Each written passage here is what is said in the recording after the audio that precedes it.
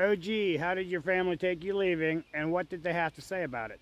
So the morning I left on a Sunday afternoon. That morning my parents found out, well, they thought they found out that I was leaving. So they sat me down, cornered me, and questioned me for about an hour. And I denied it. I was trying to get upstairs. They were sitting on the stairs, and I couldn't get upstairs to get it into my room.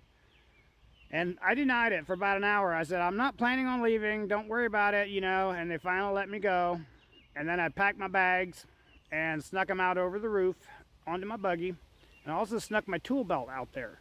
My tool belt normally sat in the entryway of the house all weekend while I wasn't working.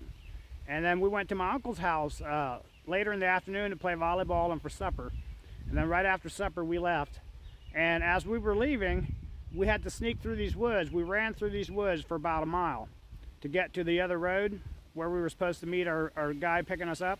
And we were almost by the road, me and my cousin, and he looks up and says, there's a buggy coming. And we get down in the weeds. We're hiding down in the weeds right beside the road, and a buggy goes rolling by, and it's my mom and dad and my sisters. And my dad had went out to start doing the chores, and he found out that he noticed my tool belt was missing. So he was like, there's no way he would take that to the singing, so he must be leaving. So they hitched up the horse and buggy, forgot about the chores, and they headed to try to stop me. So when I left the Amish, me and my cousin were running across this field towards the road, and we hear a buggy coming. We had to crouch down and hide in the weeds while the buggy went by. It was actually my mom and dad on their way to try to stop me. The problem was, in about 3 minutes, they were going to reach this intersection and make a right-hand turn. We were supposed to meet our driver at that intersection. The singing was down that next road to the right, but about a mile. And when we went out through the cornfield to get to that road, about 4 of our buddies were walking up the road towards this intersection, talking about how they're going to go meet us up there. Well, we didn't want no part of that. We had already said goodbye to our one buddy that we trusted and told him where we were going to meet the driver, and then he went and told the other guys, and they were all going to go up there and I guess talk to us. I don't know what they were going to try to do. So instead, we cut across to the next road. We went about a mile through the woods and over the fields, and we were running.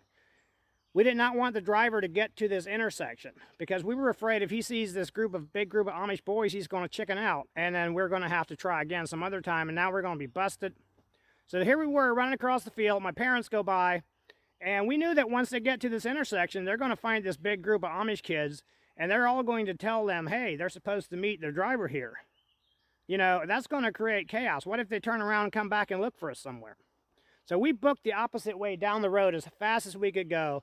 And in about 3 minutes, 3 to 5 minutes, probably about 3 minutes, our driver showed up and picked us up. We did a U-turn and got